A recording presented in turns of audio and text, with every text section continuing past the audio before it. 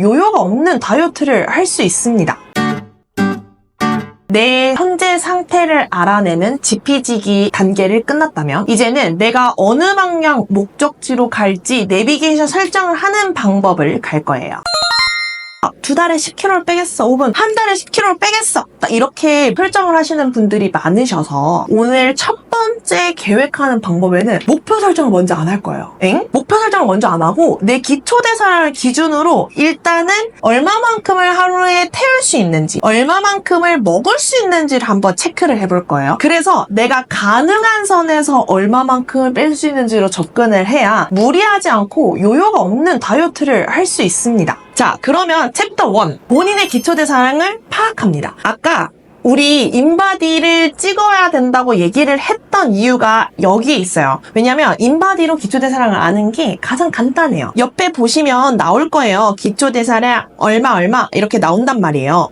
요거를 토대로 우리는 첫 번째로 본인의 기초대사량을 일단 2차적으로 알 수 있어요. 하지만 저번에도 말했듯이 100% 정확한 건 아니기 때문에 얘가 기준점이에요. 자, 그리고 두 번째, 선생님 저 인바디 없어요 하시는 분들은 단순 계산을 통해서 기초대사량을 파악할 수 있습니다. 자, 요거는 제가 수식을 띄워드릴 거니까 수식을 참고해서 본인의 키, 체중, 나이를 넣어서 한번 체크를 해보시고요. 이 친구들은 근육량이랑 체지방량이 고려되지 않은 기초대사량 계산법이기 때문에 요거를 토대로 후추에 내가 다이어트 되는 변화 속도에 따라서 조금 상향 조정, 하향 조정을 해주시면 될 것 같습니다. 자, 그러면 우리 첫 번째 결과를 바탕으로 활동대사량을 알아야 돼요. 근데 기초대사량은 아무것도 하지 않고 가만히 누워서 진짜 숨만 쉬어야 돼요. 그랬을 때 쓰는 에너지예요. 하지만 우리는 그렇지 않죠. 회사도 가야 되고 학교도 가야 되고 밥도 먹을 거고 이런 여러 가지들을 활동을 한단 말이에요. 자, 요럴 때에 맞춰서 단계를 5가지로 나눠서 활동대사량을 계산합니다. 첫 번째,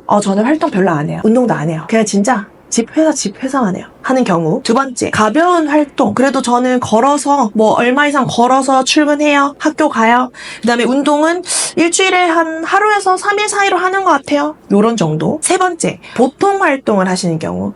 과에 따라서 내가 활동을 좀 많이 하는 과에 있을 수도 있잖아요. 혹은 일도 마찬가지로 그냥 단순히 앉아서 일을 하시는 분들도 있지만 움직이면서 일을 하시는 분들도 있으니까 요런 케이스나 운동을 주 3일에서 5일 정도 하는 케이스. 그 다음에 적극적으로 활동하는 네 번째 단계. 그리고 운동도 주 6일에서 7일 정도 하는 사람들. 그리고 마지막으로 운동선수분들이나 아니면 운동을 주변에서 야, 너 운동이 미친 거 아니야? 라는 소리를 듣는 정도. 그런 분들은 이제 기초대사량의 1.9까지 곱합니다. 자, 요것들도 제가 옆에 띄워드리는 숫자를 보고 내가 어디쯤이다 라고 생각하시는 그 값으로 곱해주시면 돼요. 저는 기초대사량이 1350 정도 나왔어요. 여기에 저는 적극적 활동, 운동을 곱해봤어요. 자, 그러면 저는 나오는 게 2285예요. 제가 2285만큼을 먹어도 그냥 동률이라는 거죠. 그러니까 어도 찌지도 않고 빠지지도 않는 그 체중을 유지하는 상태라고 보시면 됩니다. 이런 식으로 먼저 내가 하루에 쓸 수 있는 양을 파악하시는 게 중요해요. 그래야 내가 얼마만큼 먹었을 때 얼마만큼이 빠지는지 계산할 수 있잖아요. 사실 칼로리에 기반한 다이어트를 안 좋게 말씀하시는 분들도 계시는데요. 저는 이걸 왜 말씀드리냐면 가장 보편적이고 가장 객관적이에요. 그 누구에게도 숫자는 똑같아요. 여기서 포인트 하나 갈게요. 예를 들면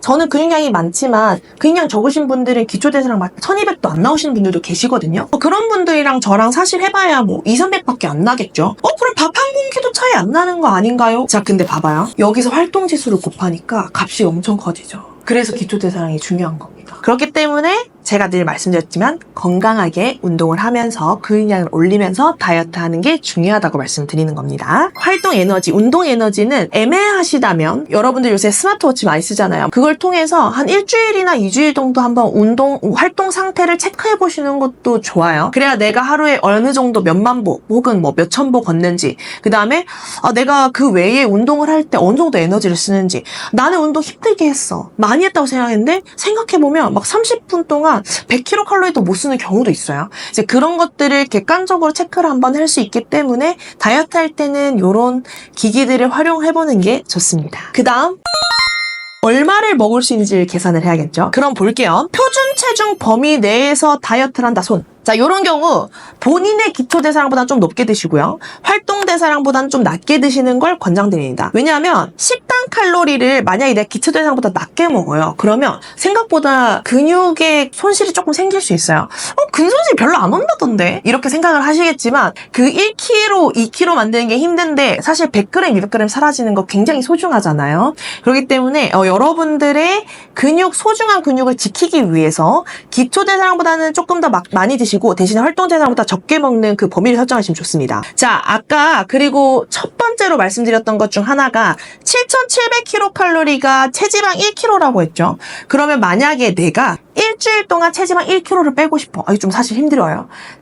일주일 동안 체지방 1kg 빼고 싶으면 하루에 1100kcal가 마이너스여야겠죠. 그럼 아까 봤을 때 2285에서 1100을 빼면 얼마요? 1185야. 근데 이게 기초대사량보다 적죠. 그러면 이걸 선택하지 않는 거예요. 그러면 조금 요거를 보정을 해서 내가 좀 양보를 해서 그럼 나는 2주에 1kg를 빼겠어 하게 되면 1100이 아니라 550이잖아요. 그러면 2285에서 550을 빼면 얼마야? 약 1700 정도 되겠죠. 1700? 그럼 기초대사량보다 높죠? 그 정도를 먹는 거예요. 그러면서 내가 2주 동안 1kg가 빠지는지를 체크를 하는 거죠. 요런 식으로 가는 겁니다. 자, 그럼 두 번째. 근데 저는 표준 체중보다 조금 나가요. 라고 하시는 분들 손. 그런 분들은 본인 키에 적합한 체중을 먼저 잡으세요. 그걸 기준으로 기초대사량을 체크를 해서 그걸 기초대사량으로 값으로 두고 아까 1번처럼 설정을 하시면 됩니다. 그럼 기초대사량 그것보다 높게, 활동대사량보다 낮게를 설정을 하시는 거예요. 이유는 뭐냐면 내가 아직까지는 잉여 칼로리가 좀 많은 상태들이에요. 그래서 근손실을 조금 감안을 하고도 감량을 하는 게 우선적이기 때문에 그래서 아까보다 조금 더 기초대사량을 낮은 걸 먼저 잡고 가자는 얘기인 거죠. 그 다음에 마지막 세 번째. 저는 근데 조금 말랐어요. 그래서 근육을 붙이고 싶어요. 하는 평균보다 현저히 기초대사량이 낮은 체중일 경우. 이렇게 마르신 분들은 기초대사량보다 많이 먹는 것도 생각보다 좀 힘들어 하시거든요. 그러니까 내가 목표로 하는 체중과 근육량의 기초대사량을 잡고 그것보다 조금 더 일단 먹는 연습을 하자고 말씀을 드리는 거예요. 예를 들면 1000인 사람들이 있잖아요. 그런 분들은 기초대사량보다 조금 더 높게 한 1, 200 정도 높은 수치 1400, 1500을 잡고 일단 먼저 드셔보시는 거죠. 그러면서 흡수가 되고 내가 올바르게 변화하고 있다면 거기에 맞춰서 조금 더 수정수정 하는 식으로 하시는 게 좋습니다. 간단하게 식단을 구성하는 예시들을 설명해 드릴게요. 세 끼를 드시는 경우 아침, 점심, 저녁 이런 식으로 구성을 해주시면 좋고요. 그 다음에 네 끼를 드시는 경우에는 아침, 점심, 간식, 저녁 혹은 아침, 간식, 점심, 저녁과 같은 형식으로 이런 식으로 구성을 해주시면 좋습니다. 이때 간식도 건강한 간식으로 드셔주시는 게 좋겠죠. 그리고 칼로리를 배분하실 때는 아침에 한 30-40% 정도, 그 다음에 점심에 30-40% 정도, 그리고 저녁에 20-30% 정도를 드시는 게 좋고요.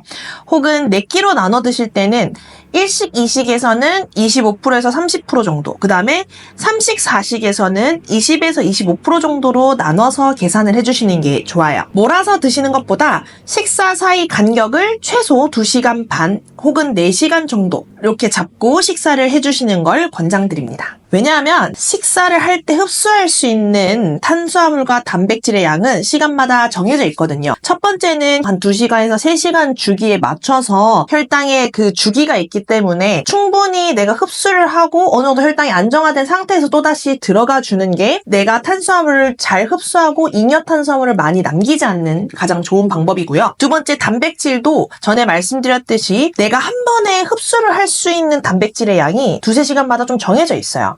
이것도 근육량과 체중 등의 개인차가 존재합니다. 그렇기 때문에 이 탄수화물이든 단백질이든 한 번에 많이 먹는 것들은 체지방으로 전환이 되거나 저장될 확률이 높기 때문에 이렇게 나눠서 드시는 게 가장 좋습니다. 여러분들도 월급을 3달에 한 번 받는 것보다 주급으로 받으면 더 좋잖아요. 오늘 영상이 도움되셨다면 구독과 좋아요 부탁드려요. 그리고 궁금한 점은 요 댓글로 남겨주시면 제가 나중에 또 요것들도 모아서 여러분들에게 자세하고 다양한 답변을 드리는 영상을 준비해 올 거니까요. 댓글도 마구마구 남겨주세요. 그럼 저희는 다음 영상에서 만날게요.